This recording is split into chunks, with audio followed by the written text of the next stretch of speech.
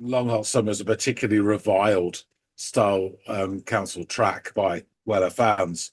But I will say this, looking back on it now through the lens of the lens of time and distance, I still fucking hate it as well. Anyway.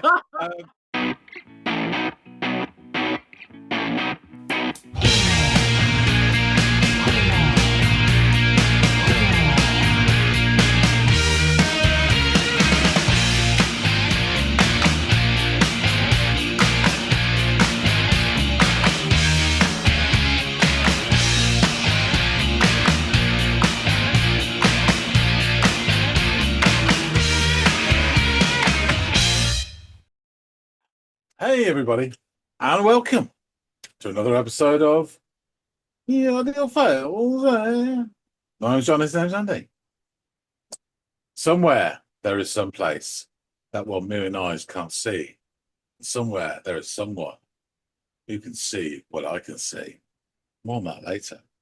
But first, because it's Friday, yes it is, we've got a special tune to listen to, suggested by one of our wonderful viewers. And this time, the bottle spins and stops at Sid 1507. Yeah. They dropped a comment, episode The Jam Going Underground. And they decided to spread the reach of Weller a bit further. And so now we're going into the realms of the Style Council. Yeah. Excellent. Well, this would come as no surprise to anyone, given that the first time you showed me The Jam was the first time I heard The Jam.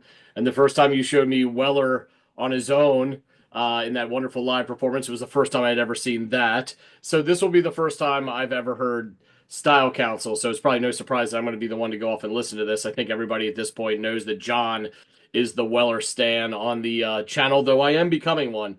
I've really enjoyed listening to these different iterations of Weller. So yeah, I'm looking forward to checking this one out. What's the name of the track that was offered up by Sid, John? The track is Shout to the Top. Right. Well, excellent, man. I look forward to this. It's always, like I said, interesting to check out something by this kind of man of many hats when it comes to music. So I'll go off and give the Style Council a listen and come back and let you and Sid and everyone else out there know what I've made of it.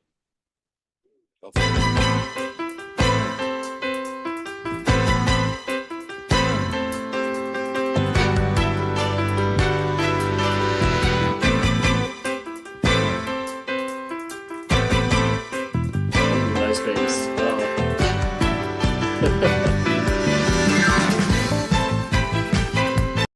Okay, this is great. It's fun. It kind of opens obviously with this like flourish of like symphonic delight with all the strings happening. Then you get these punchy bit of keys and this very hi-hat driven little beat, and then the bass kind of bumps along in there. It all sounds really good. It's if I'm being honest, there's a little bit of cheesiness to this, but I mean, who doesn't love a good bit of cheese every now and again? Yeah, it's a lot of fun, these sounds all working together. All right.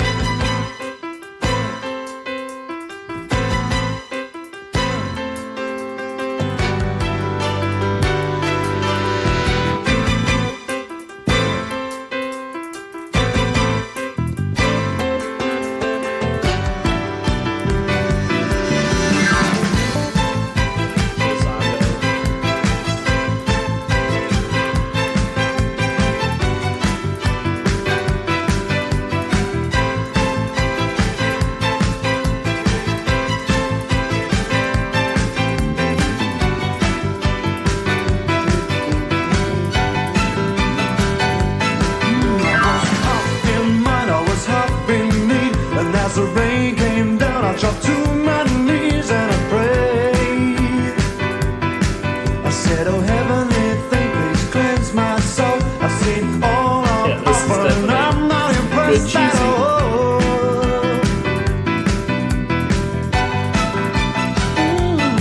I was halfway home, I was half insane, and every shop window I looked in just looked the same.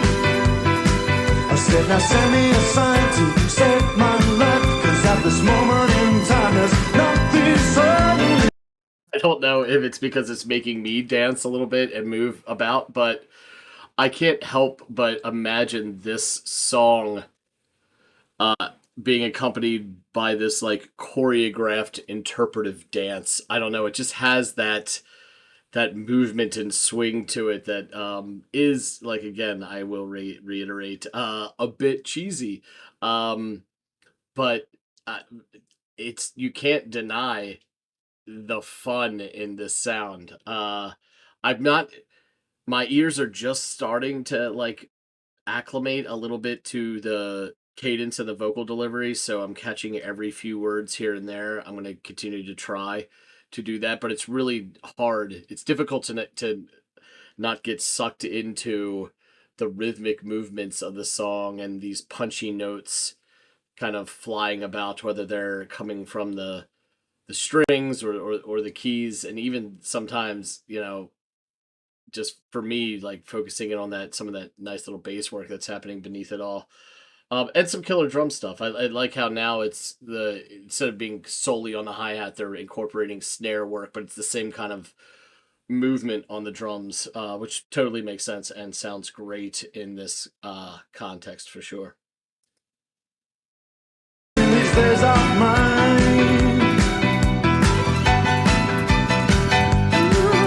It's a funny thing when it comes up on you, that I know as much as the day I was born in. Though I was an lost, I might as well stay and promise myself each and every day. When knocks on your back and your life's up, and when you're down on the bottom, there's nothing else but to shout to the top.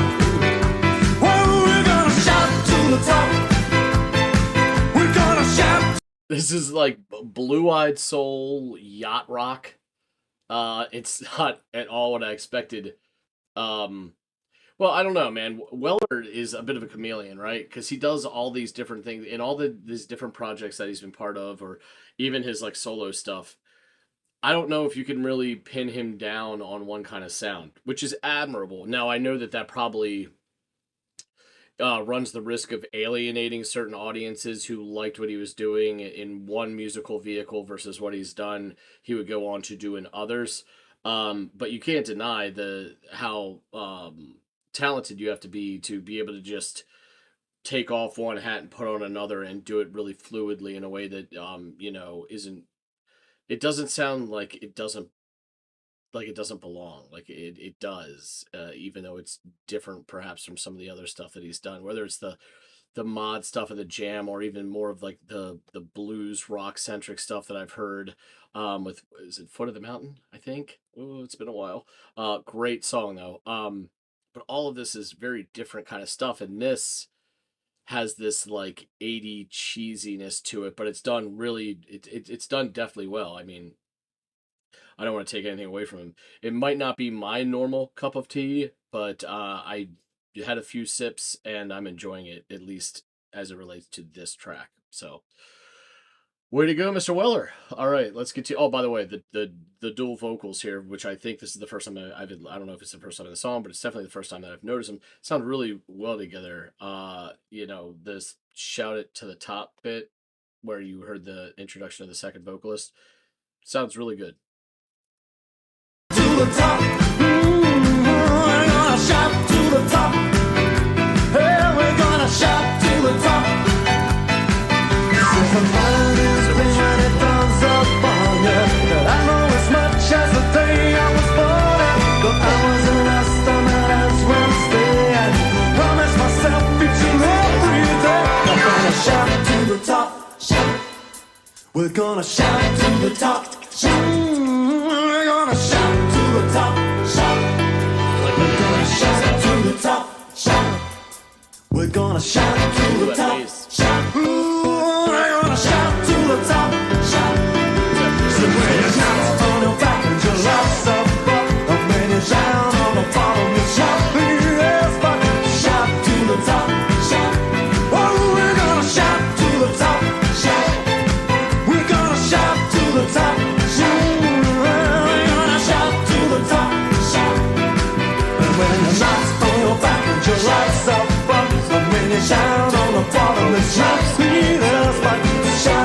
the top, shout.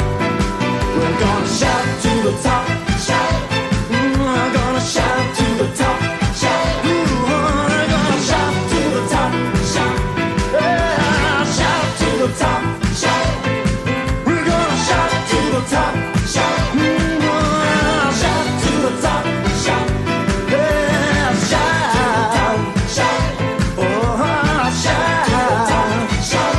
We're gonna shout to the top, shout. We're gonna shout to the top, shout. We're gonna shout to the top, shout. We're gonna shout to the top, shout. Shout to the top, shout. We're gonna shout to the top, shout. Yeah, shout to the top, shout. Shout, shout. Oh, shout to the top, shout. The predictable fade out in a track like this. Yeah. Ooh, caught it just in time. Uh I liked this more than I had any business liking this. It was a lot of fun. Oh my god, the music. The music was this like it reminded me of maybe like the music that would intro sort of like a Entertainment Tonight type television show back in the 80s or early 90s, or even like a game show. It has that kind of feel to it, but I don't want that to sound like a pejorative or like I'm, looking down my nose. This is done really well. It's just not the kind of music that I would typically lean into or go searching for. But hey, man, you hear something, you like it. It doesn't matter how cheesy it is. I'm not lactose intolerant. I might be lactose discerning, but this definitely, it cuts the mustard, which sometimes pairs well with certain cheeses. So yeah, this is a lot of fun, and again, I think one of the more redeeming things outside of just liking the song for what it is, one of the redeeming things about listening to this is again getting this chance to learn more about Weller and have this kind of illustrate or educate me in how versatile he is as a musician. I know that he's burnt bridges in the past and all this stuff with other musicians that he's played with, but you can't really deny the man's talent. And I think this, coupled with all the previous songs by him that we've done, it really helps paint the picture of the kind of the musical genius that the man is or that he possesses. Yeah, I had no business liking this as much as I did, but I really did. And yeah, we've only kind of like alluded to, or John has alluded to, Style Council when we've been talking about Weller when focusing on those other bands or projects that he was part of. So I'd like to learn a bit more about this project and this iteration of Weller and his music. So the only way to do that is to get back to John and chop this up. Switch off and switch on again. He's back. So you've had to listen to Shout to the Top, Shout by the Style Council. What do you think? How did it compare to the Jam, Weller's solo stuff, the mention that you found? But it doesn't really compare because it's such a different thing altogether, which only underscores how interesting Weller is. Like what a chameleon he is when it comes to music, because he like I mentioned before, he wears all these different hats.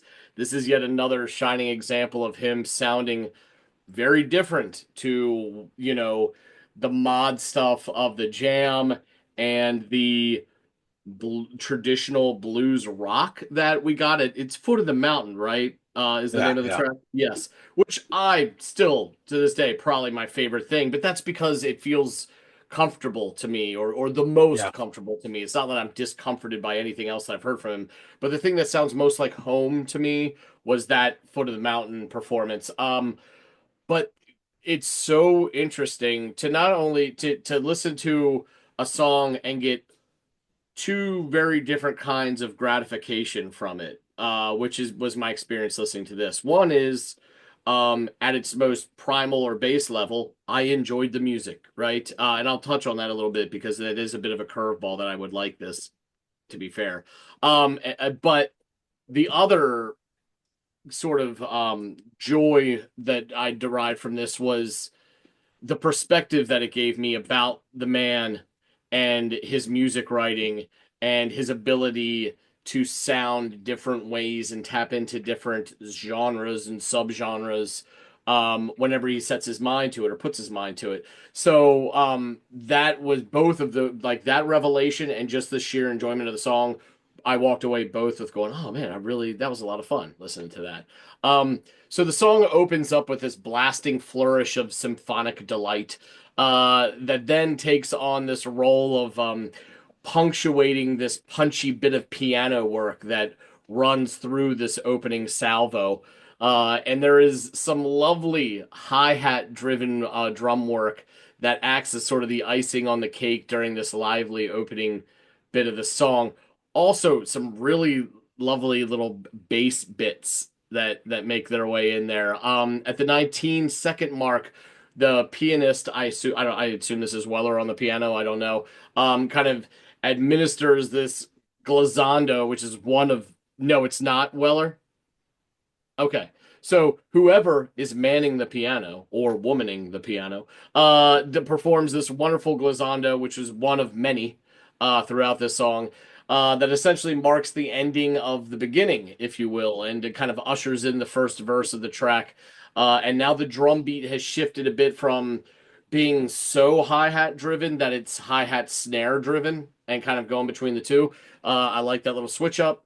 Weller Weller sounds stellar as he begins to sing the opening lines of the verse. But as it plays out, and I continue to focus on the movements of the music, I can't seem to shake this idea in my head that this track would be perfectly accompanied by some really well choreographed but campy interpretive dance, like some sort of dance routine could be written to this music. It kind of oozes cheese, but I'm not lactose intolerant, so it's perfectly fine. And a bit of cheese here and there isn't going to hurt anybody. But this sound, it does have like we had this show in the States called like Entertainment Tonight, and it had this like big opening. John Tesh wrote the opening song. It was like and it was just like big.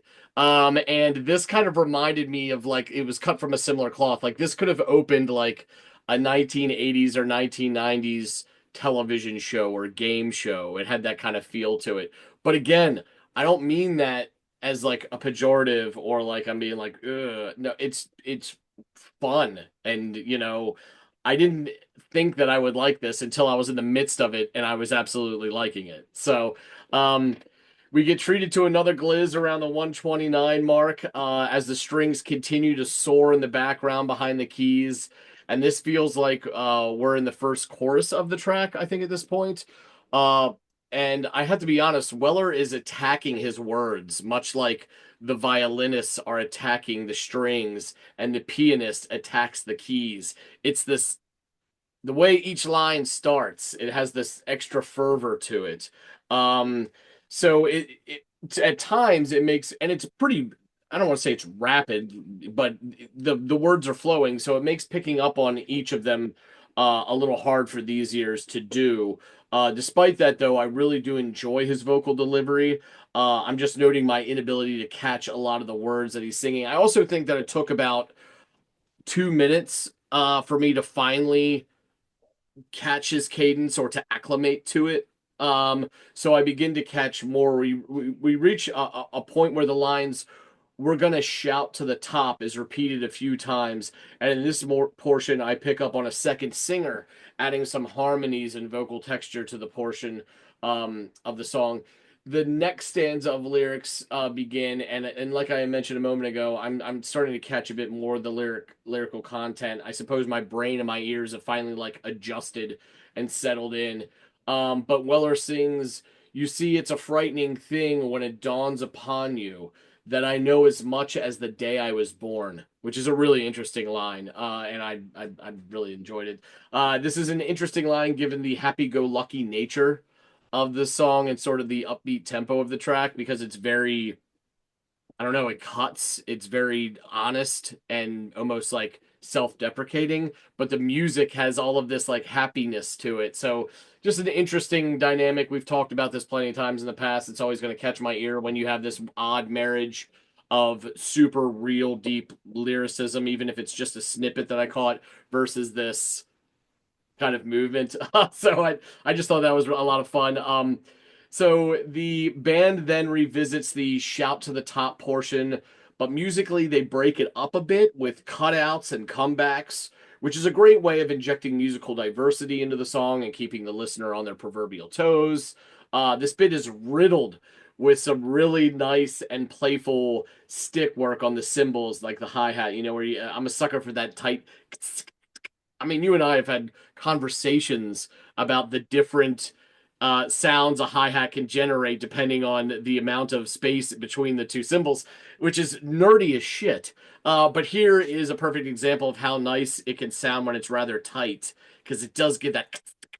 And I'm a sucker for these little sounds, man.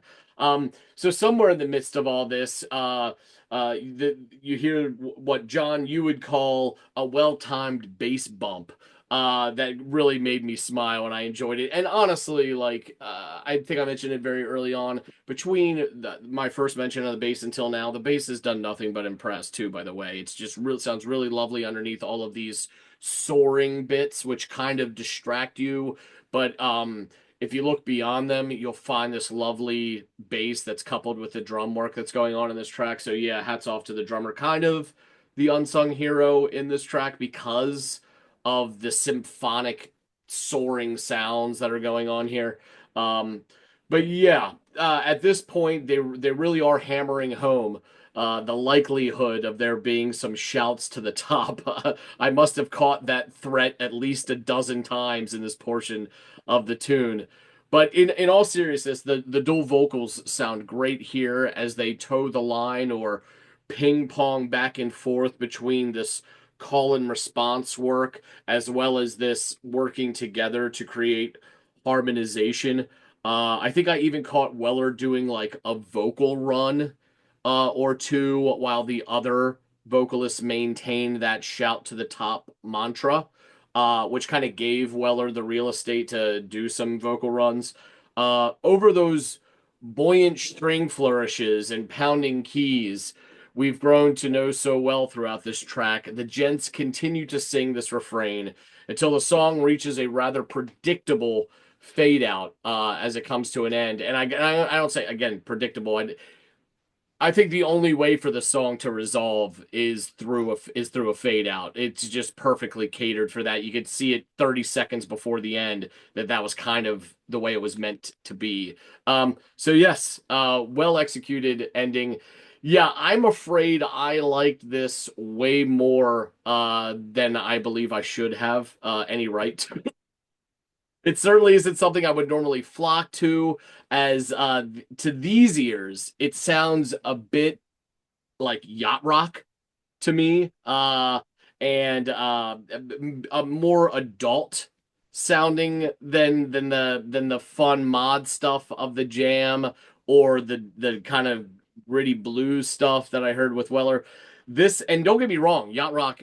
There are some yacht rock fucking jams out there, and y'all could nail me to the cross and be like, "What the hell are you even talking about calling it this?" But to my ears, this blue-eyed soul kind of sound that this has is not something that I always flock to, but there are songs from those genres that if they hit, they fucking hit. And to me, this really hit. And I couldn't ignore the catchiness of the track. I couldn't ignore how beautiful those strings worked. The infectiousness of the cymbal work on the drums. It was all really, really great. So yeah, and on top of that, it's like, again, it really highlights Weller's talents to, you know, be a chameleon when it comes to his music writing, which is really admirable as well. So yeah, tell me more about this musical vehicle of Weller since I've heard some of his others in the past. Sure. So, yeah, where to start? Okay, so following the breakup of the Jam that we know about, the seminal British band, Paul Weller formed the Style Council in 1982, pretty soon afterwards, with the first regular member being keyboardist Mick Talbot, the wonderful Mick Talbot, who was previously a member of the Bureau, the Merchant Parkers, quite famously, and I didn't know this until the research, he was also a member of Dexy's Midnight Runners. Holy shit. And I just like him even more for that. So Cool. when I started this project to escape, I mean, this is the so-called story behind it. I'm not 100% convinced, but I mean, it makes sense to a certain extent. To escape the restrictions of the Jam and to explore a more, quote, artsy, European, jazzier direction, which encompassed pop, hip hop, and soul. I will say this for this song, for me, it sounds very 60s. I would say almost Motown influenced. If you replace Weller and his cohorts with three ladies singing this, you could use the Martha Vandellas or something like that quite easily. So that's kind of what I get from it. However, so augmented by various guest musicians, and they slowly added to the sort of the full-time member of the band. And they had singers as well. The band displayed a diversity of musical styles, it says here. So they start off with singles. There were singles like "Speak Like a Child." Now, if you're thinking about the repetition in this song, you should hear some of the others. Wow. But so "Speak Like a Child" it featured. I'm sure it featured Tracy. I could be wrong. There's a lady that he plucked from obscurity, and I think she sung on the Beat Surrender, the last Jam single as well. I should have done my research on this, but I can remember her on Top of the Pops, definitely. But yeah, Speak Like a Child had like a kind of pumping soul influence. Then you had like this extended funk of Money Go Round, lots of repetition in that as well. And then there's this like a synth ballad, Long Hot Summer. Now, at the time, a lot of Jam fans were that was the last straw for them. They, couldn't stand it. Long Hot Summer is a particularly reviled style council track by Weller fans. But I will say this: looking back on it now through the lens of time and distance, I still fucking hate it as well. Anyway, so all of these singles featured Talbot on keys and organ, and they reached numbers 4, 11, and 3 respectively. So they did well. And then what they did was at the end of '83, they put together a kind of like compilation with all the songs and the B-sides and that, and they called it Introducing the Style Council. It was like a mini LP, and they flogged it to the States and Canada and Japan and the Netherlands, and that was it. So in '84, they produced another really decent single called My Ever Changing Moods, which again has a bit of that sort of soul-y, Motown-y feel to it, and it became their third top 10 hit in the UK, number 5. A month later, their studio debut album, Café Bleu. Again, the title's quite European as well. It went in at number 2 in the album charts in the UK. Guest vocalists, instrumentals, several genres, jazz, soul, pop, and funk. And for these reasons, as it coming out, it really divided critics and fans and confused them. And they were expecting, the Jam Mark II. They obviously haven't been paying attention to all these singles. Nevertheless, it was still a huge success. The album spent 36 weeks in the charts, and a further 2 top 10 singles followed. You're the Best Thing in May, and Shout to the Top in October '84. So Shout to the Top was their 7th single to be released, and appropriately, it reached number 7 in the UK charts.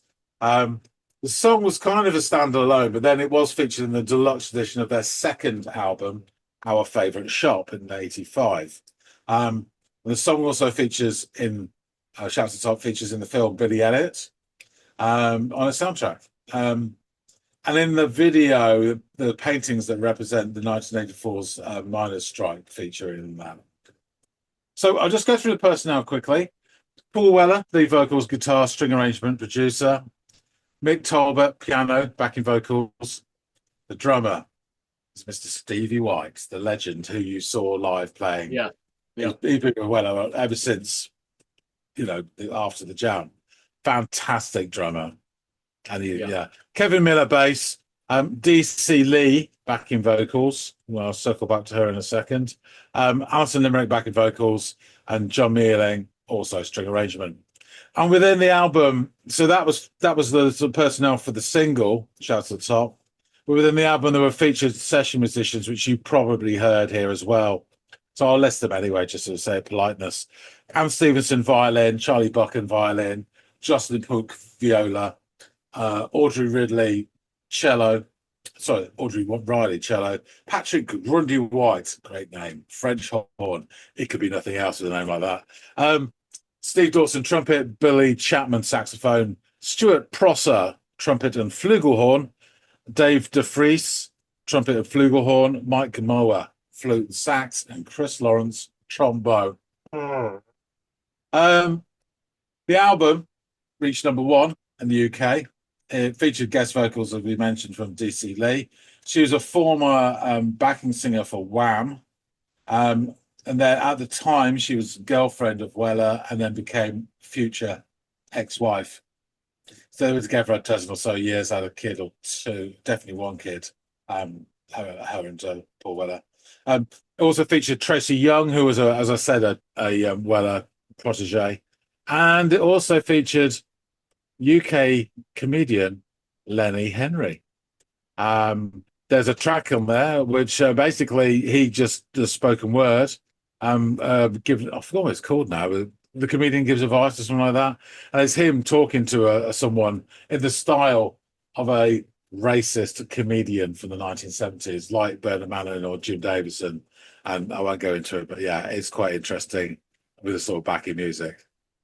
The lyrical targets from this album included racism, excessive consumerism, the effects of self-serving governments, suicide of one of Weller's friends, and what the band saw as an exasperating lack of opposition to the status quo. The track "A Man of Great Promise" was Weller's eulogy to his school friend and early Jam member, Dave Waller, who died from a heroin overdose in '82.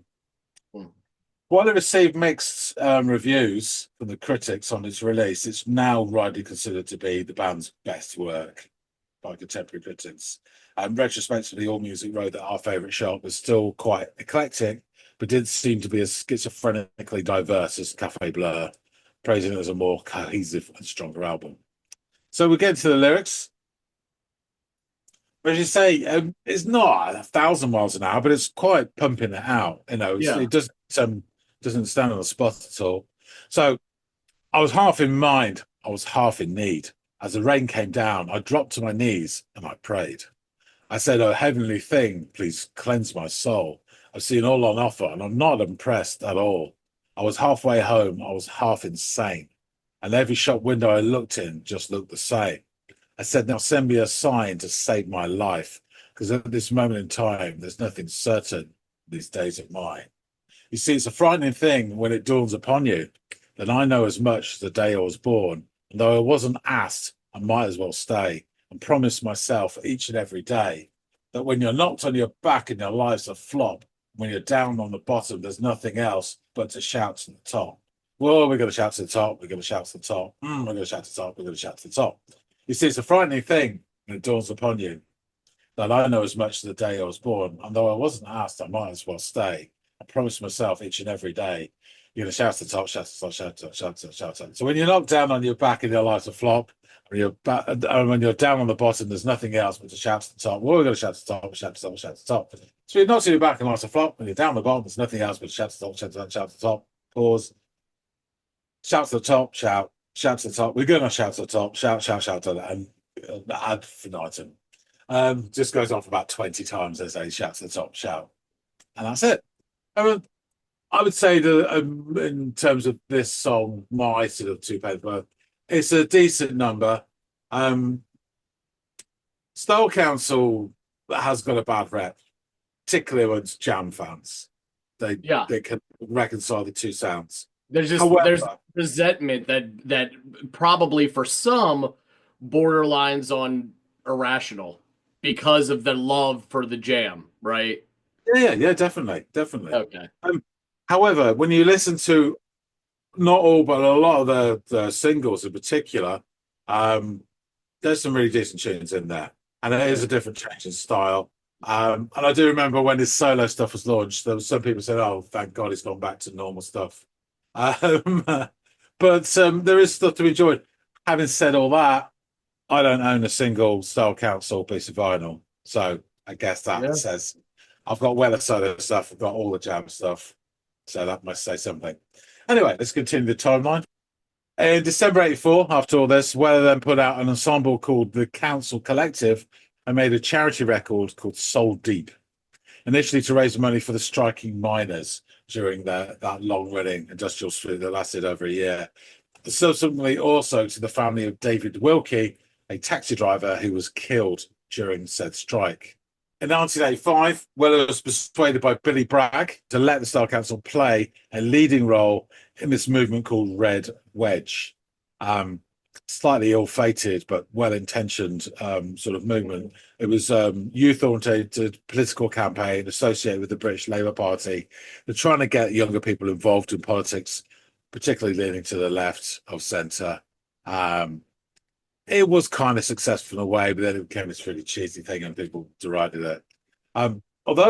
This is really interesting. So although his views at the time have since been described as those of a traditional British socialist, in 1993, Weller admitted, hindsight, the experience had left him feeling exploited by politicians, noting further that, in quotes, before the wedge, the Style Council had done a lot independently, raised a lot of money and benefits.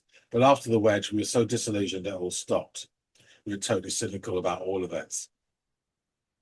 In a previous interview, while asserting that there's still a place for outspokenness of popular music, Weller had pointed out he was first and foremost a musician and stated, in the 80s, in the Style Council, we were involved in a lot of political things going on at the time. I think after a while, that overshadowed the music a bit. Just rewind and remember, for a laugh, when the Jam started, that they told the press that they would probably vote Conservative. And yeah, that shit hung around them for years, and them saying that almost as a sort of joke, you know. Yeah, so it's interesting. People took things a lot more seriously back then. The band released their third studio album, The Cost of Living, to mixed reviews in 1987. It still reached number 2 in the UK album charts. There's still a following for Weller. There's still an appetite for his music. It's probably different people at this point than it was, 8-9 years before. The Cost of Loving saw the group concentrate more on the R&B styles that had been growing in America during the 80s. Its urban contemporary feel was a jolt to listeners. And when the United States label Geffen heard the tracks, it promptly dropped the Style Council from its roster. At this point, the band, however, started to experience critical and commercial decline. In 1988, Confessions of a Pop Group became the first of albums that failed to reach the top 10. It entered the charts at 15 and dropped out of the chart a few weeks later. Interesting, in 1989, members of the Style Council went under the name of King Truman to release a single on Acid Jazz Records titled Like a Gun. This was unknown to their current record label, Polydor, and when they found out, the single was pulled from the shops 3 days prior to release. Acid Jazz founder Eddie Pearl said, the pair offered to make a single for my new label, which I just started as a side project. Talbot and Weller took pseudonyms Truman King and Elliot Arnold. Style Council broke up shortly afterwards in '89. Regarding the breakup, Weller said, like the following year, it's something we should have done 2 or 3 years ago. We created some great music in our time, the effects of which won't be appreciated for some time. And so in 1990, after breaking up the Style Council, Weller took to the road as he formed another band and called it the Paul Weller Movement. And he launched his solo career with his first single, Into Tomorrow, in May 1991. I remember it well. And then he followed up with his eponymous debut solo album in September 91, and that is that kitty there. Just to mention, Mick Talbot, also known as the Mystic T, collaborated with a lot of people, and he actually worked with quite a few acid jazz bands, He played with Galliano on their early stuff as well. Played with the Young Disciples. These are all cracking tunes. And he has collaborated with Wilco Johnson and Roger Daltrey and Pete Townsend. And even after the Style Council split up and Weller went solo, he continued to play keyboards for Weller when Weller was touring. On his, it was solo material. So they're still, friends, which is That's good to good see. because I know that in other examples of his relationships, they completely dissolved or there was some sour taste left in people's mouths. And interesting. Okay. I mean, you heard from that quote that he's not afraid to burn things up, Weller. No, Rip it up. no, clearly. Which is, an asset as well as maybe not for the people we're working with, but it is for him, Yeah. So yeah, it's interesting. I've not listened to any Style Council in ages. I do know that the thing is, as soon as I know all the tracks, so they've sunk in, to my collective memory, as it were, So yeah, it's interesting. I do not enjoy, if I was rating it, I would probably put his work with the Jam at the top and then his solo work just underneath and then Style Council below that.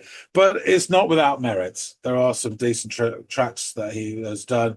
This is one of them, I think. And it's got a lovely uplifting feel to it. And there's a bit of earnestness in the lyrics, which I think, taken out of the time that it was done, does sound a bit, silly, cheesy, whatever nowadays. But you got to remember, people were a lot more serious back then.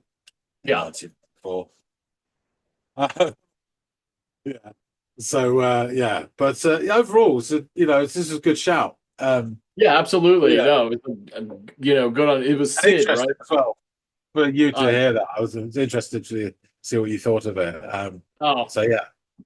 Yeah, like I said, it even surprised me a bit listening to this. So yeah, this was a lot of fun. It definitely filled in a knowledge gap when it comes to Weller. I think now I've gotten all three of his major projects under my hat at this point. So big shout out to Sid for offering up this track for me to listen to and to kind of fill in that gap and give us a reason to have further conversations surrounding Weller. So yeah, I enjoyed it all the way around from a discussion standpoint and from not my normal cup of tea, but still music that I could turn on, listen to it, and have fun with. So yeah, good stuff. Definitely. Okay, cool. I should wrap things up. Well, thanks for listening to this, Andy. And Sid 1507. Thank you so much for suggesting it. We had a lot of fun, actually. More than I expected. So there you go. Folks out there, tell us what you think. If you like this, do hit the like button. But please drop some comments as well. I'm sure there will be people there, because tastes vary so much.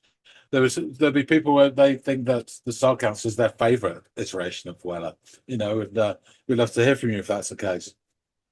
But yeah, your comments and views and stories and anecdotes are always welcome, and we love reading them. If you haven't subscribed already, please do. We really appreciate everybody who does support the channel. And also, if you have a track for us to listen to, please drop it in a comment on any of the episodes. We'll add it to the list, and then we will slowly, on our knees, make our way through the lists until we get to your track in the year 2526. That being said, thanks so much for listening and watching and caring or not. And we'll see all of you in the next episode of the Audiophiles. See you later, guys.